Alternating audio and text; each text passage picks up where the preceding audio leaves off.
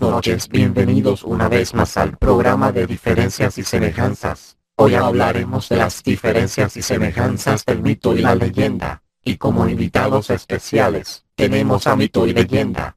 Buenas noches, Mito. Buenas noches, Leyenda. Buenas noches. Buenas noches. Bueno, antes de empezar debemos saber un poco más sobre ustedes. Empecemos contigo, Mito. ¿Qué se podría decir que eres? Fíjate que yo soy un relato tradicional que refiere a acontecimientos prodigiosos, protagonizados por seres sobrenaturales o extraordinarios, tales como dioses, semidioses, héroes o monstruos.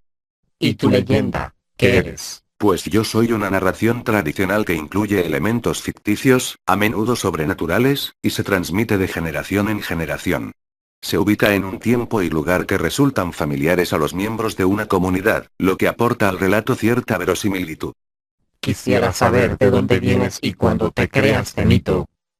La verdad es que nadie sabe cuándo me cree, pero vengo de Grecia. ¿Y tu leyenda? Yo la verdad tampoco sé. Oh, entonces hemos encontrado una semejanza. Ninguno de los dos sabe sobre sus orígenes.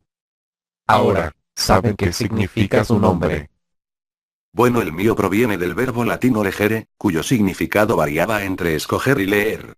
En el latín medieval, se usó el gerundivo de este verbo, legenda, con el significado de algo para ser leído cuando el término se aplicaba, sobre todo en el catolicismo, a las hagiografías o biografías de los santos.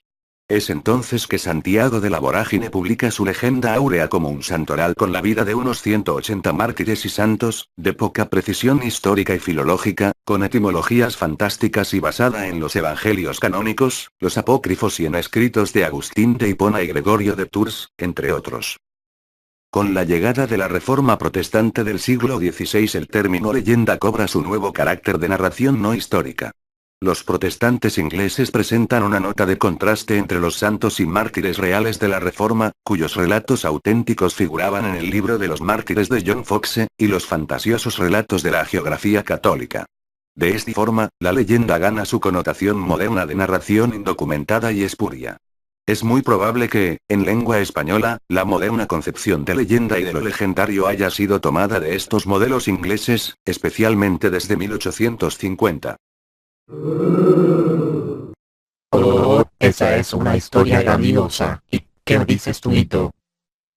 Bueno, el término griego mito significa aproximadamente discurso, palabra así, por extensión, un acto de habla ritualizado, como el de un jefe en una asamblea, o el de un poeta o sacerdote o un relato.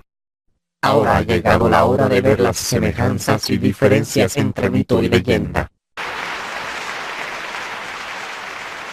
Mi disco duro me informa que las diferencias son 5. ¿Ustedes saben cuáles son? Yo sé que yo soy un relato que intenta explicar un misterio de la realidad y que está asociado generalmente a las creencias y ritos de un pueblo. Y yo no pretendo explicar lo sobrenatural, pues soy un relato que resalta alguna característica o atributo de un pueblo, ciudad o región a partir de personajes y hechos reales. Aparte, yo sé que en el mito y leyendas se diferencian en cuanto a los personajes y al escenario, donde se desarrollan los acontecimientos. Sí, es cierto, aparte el ámbito donde me desarrollo es en un tiempo en el que el mundo no tenía su forma actual. Y yo me desarrollo en tiempos más modernos o posteriores a la creación del mundo. Mis personajes son, por lo general, dioses o seres sobrenaturales. Mientras que los míos son casi siempre seres humanos o animales antropomórficos. Para las diferentes culturas yo narraba sucesos reales y verdaderos, los cuales eran modelos sagrados para los hombres. En cambio, yo no pretendo narrar hechos verdaderos sino instruir o entretener, por lo tanto, mi función es didáctica. En mí lo extraordinario o sobrenatural es imprescindible. Y en mí es un accesorio. Al parecer se les acabaron las ideas. ¿Quieren que les diga la última diferencia? Por supuesto. Claro. Bueno, ahí les va. En el mito existe la inspiración divina, que le da a conocer al hombre la explicación de algún fenómeno porque se da en el comienzo del mundo. Un dios es el único que le puede contar a los hombres, lo que de otro modo no podría saber.